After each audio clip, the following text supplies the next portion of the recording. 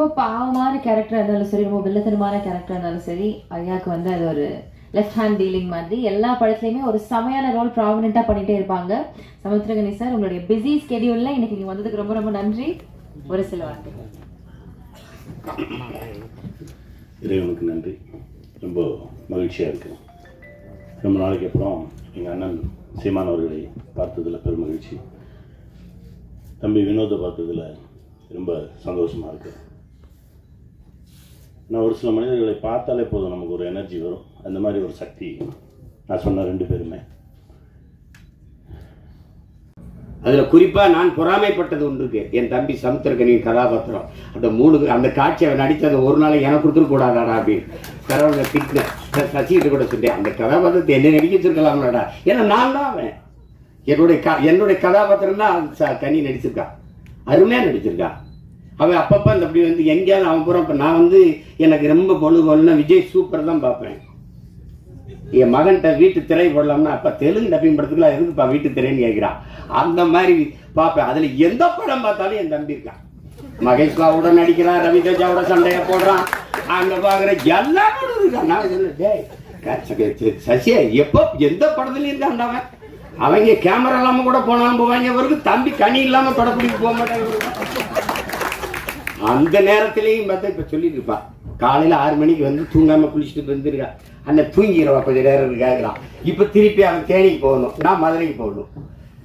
அத்தனை ஓட்டங்களுக்கு இடையில ஒரு கொஞ்சம் நேரம் நில்லுங்கடான்னு இந்த படம் நிறுத்தி வச்சிருக்குன்னா அது காரணம் இந்த படத்துக்கு இதில் தாக்கம்தான். எனக்கெல்லாம் அண்ணனை அவ்வளோ பிடிக்கும். நாங்கள் 2 பேரும் சின்ன குழந்தைங்க மாதிரி கொஞ்சம் விளையாடிட்டு இருப்போம். ஆனால் இவர்கிட்ட பேசவே இல்லை. நான் இன்றைக்கி தான் பார்த்தேன். அவ்வளோ கோபம் வந்துருச்சு. அது வந்து அதை ஒரு நடிகராகவும் இந்த கதை அந்த தாக்கத்தை நம்மளை உண்டாக்கி இருக்கிறது அப்படின்றது தான் ஒரு பெரும் மகிழ்ச்சி எனக்கு. சசி வந்து ஏன்னா அவன் கூடவே இருந்திருக்கேன், நான் அப்படி பார்த்துருக்கேன், அவனை பொத்தி பார்த்துக்கிறேன் நான்.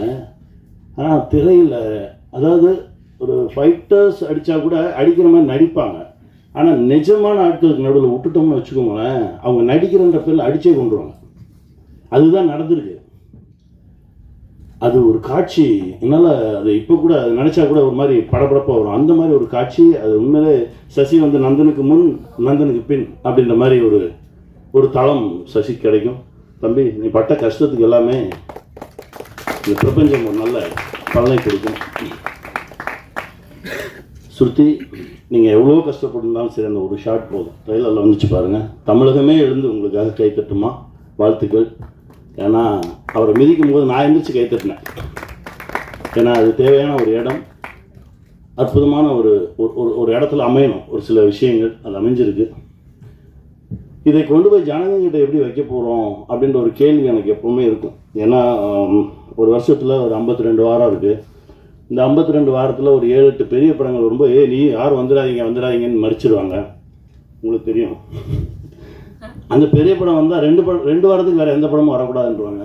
அந்த மீதி இருக்க நேரத்தில் தான் பாவம் 7-8 படங்கள் வந்து விழுந்து அதில் நல்ல படங்கள் சிதைக்கப்பட்டு எங்கெங்கேயோ போய் எதுவும் நடந்து ஒரு 200 படம் ஒரு வருஷத்துக்கு ரிலீஸ் ஆகுது அப்படின்னா, ஒரு 20 படம் ஓடுது அப்படின்னா, ஒரு 10 படம் கமர்ஷியல் படமாக இருக்கும், ஒரு 10 படங்கள் இந்த மாதிரி ஒரு நல்ல படங்களாக இருக்கும்.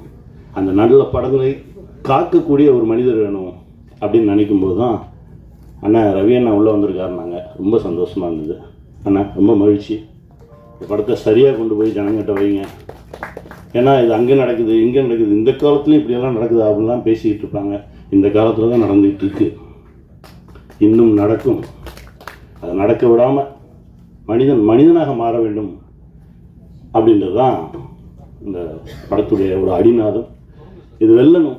இந்த மாதிரி பல விஷயங்கள் நம்ம ஜனங்க முன்னாடி வைக்கணும். சின்ன சின்ன மாற்றங்கள். யாராவது ஒரு மனிதன் மாறினா கூட போதும். அது ஒரு மிகப்பெரிய ஒரு வெற்றியாக தான் பார்க்கப்படும். இந்த படம் ஒரு மிகப்பெரிய வெற்றியை அடையணும். அதுக்கு நான் இறைவன்கிட்ட பிரார்த்தனை பண்ணிக்கிறேன். ஜிப்ரான் சார், இசை பேசிச்சு சார். ரொம்ப மகிழ்ச்சியாக இருந்தது சார். ஏன்னா படம் முடிச்சுட்டு வந்தோன்னே சசிட்டு சொன்னேன், மியூசிக் வேறு மாதிரி இருக்குடா, அது வேற ஒரு தளத்துக்கு நம்மளை எடுத்துகிட்டு போகுது அப்படின்ற மாதிரி பேசிகிட்டு இருந்தோம். ஜிப்ரான் சார் ரொம்ப பிரமாதமாக ஒர்க் பண்ணி கொடுத்துருக்கீங்க சார். ரொம்ப நன்றி. இந்த படத்தில் ஒர்க் பண்ண எல்லாருக்கும் என்னுடைய மனமார்ந்த வாழ்த்துக்கள். இது மிகப்பெரிய வெற்றி அடையணும். நான் இறைவன்கிட்ட பிரார்த்தனை பண்ணிக்கிறேன். நன்றி. ரொம்ப நன்றி சார். அடுத்தபடியாக இன்னையும் சார் வந்து சார் பண்ண சீன்ஸ்லாம் நான் வந்து முன்னாடியே பார்த்து ரசித்து எடிட் பண்ணுற ஃபீலிங் வந்து பயங்கரமாக இருந்துச்சு. அதை ரஷ்லேருந்து பார்த்து என்ஜாய் பண்ணுற வரம் வந்து என்னுடைய குருநாதர் எடிட்டர் பிரதீப் ராகவ் அவர்களுக்கு என்னோட மிகப்பெரிய நன்றி.